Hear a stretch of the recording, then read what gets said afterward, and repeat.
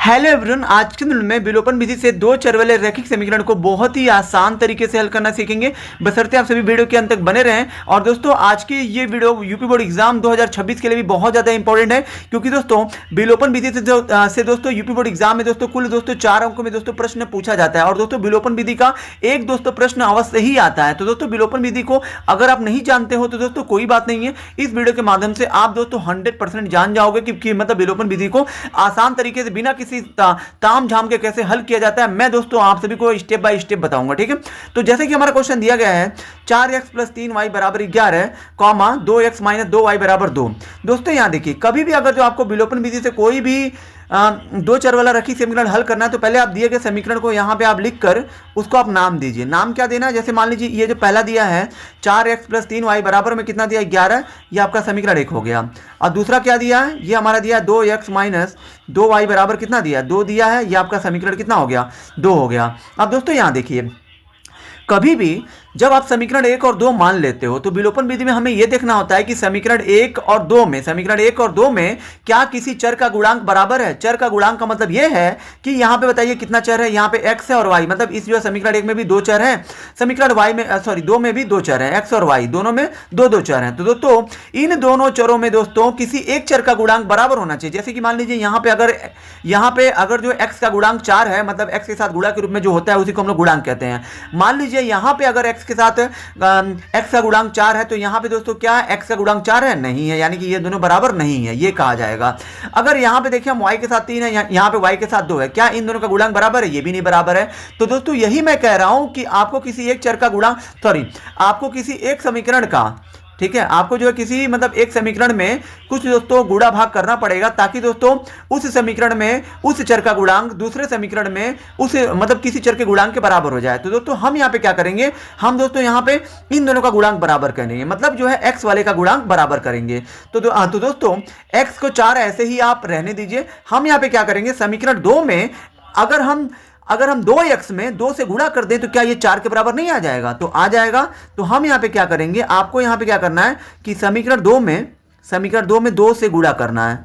समीकरण 2 में 2 से गुणा करने पर, समीकरण 2 में 2 से गुणा करने पर, तो फिर यहाँ पे समीकरण 2 में अगर आप 2 से गुणा करेंगे इसमें पूरे में, तो 2 दूना क्या हो जाएगा 4x। अगर आप 2 का गुणा इसमें कर रहे हैं तो इसमें भी होगा, माइनस है तो माइनस लिखिए, 2 दूना 4y बराबर में 2 दूना 4। अब ये जो नया समीकरण बना है इसको आप समीकरण 3 नाम दे दीजिए। दोस्तों हमने क्या किया, हमने समीकरण 2 से समीकरण 3 बना दिया। समीकरण 2 में 2 से गुणा किया है, 2 से गुणा इसलिए किया है ताकि ये समीकरण 2 में और समीकरण 1 में किसी एक चर का गुणांक बराबर हो जाए। तो दोस्तों जब हमने यहाँ पे समीकरण 2 में जब हमने 2 से गुणा किया तो जो ये नया जो समीकरण बना है इसको हमने समीकरण 3 नाम दे दिया। अब ये समीकरण 2 का काम खत्म, ठीक है, क्योंकि दोस्तों जब आप समीकरण 2 से समीकरण 3 बनाएंगे तो उस समीकरण का काम खत्म हो जाएगा जिससे आप समीकरण 3 बनाओगे। तो हमने 2 से बनाया तो 2 का काम खत्म। अब 3 को और दोस्तों 1 को लेकर चलना है।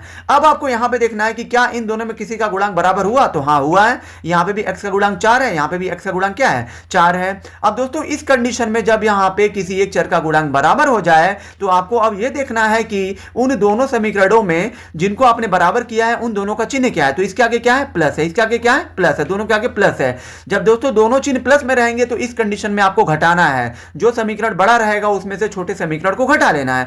तो यहां पे हम क्या करेंगे, यहां पे हम समीकरण 1 माइनस समीकरण 2 करेंगे, ठीक है। समीकरण से 1 माइनस समीकरण 3 करेंगे, समीकरण 1 में से 3 को घटाएंगे, क्योंकि दोस्तों 1 में ये 11 है और ये 3 में ये कितना है, बराबर की बात 4 है। तो दोस्तों ये वाला बड़ा हुआ और ये छोटा हुआ, इसलिए समीकरण 1 में से क्या करेंगे माइनस समीकरण 3। अब ये समीकरण 1 को यहां पे आप लिखिए, ठीक है, 4x + 3y = 11 दिया है समीकरण 1।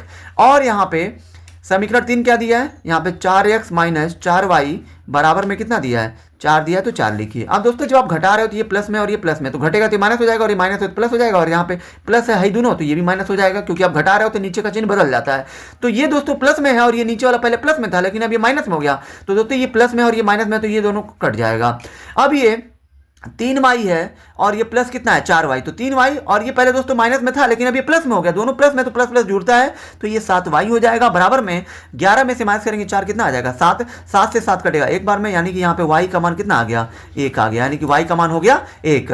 अब यहाँ पे आपको क्या करना है y का मान, अब यहाँ पे आपको क्या करना है y का मान समीकरण y का मान आपको जो समीकरण किस में रखना है, समीकरण 1 में रखने पर, y का मान समीकरण 1 में रखने पर। तो यहाँ पे 1 क्या दिया है, तो फिर यहाँ पे आपका समीकरण 1 में 1 आपका दिया है 4x प्लस 3y बराबर 11 दिया है। दोस्तों हम जो है y का मान समीकरण 1 में इसलिए रख रहे हैं ताकि हमको x का मान मिल जाए, क्योंकि दोस्तों सिर्फ हमें सिर्फ जो है y का मान मिला है, तो दोस्तों x का मान कैसे मिलेगा।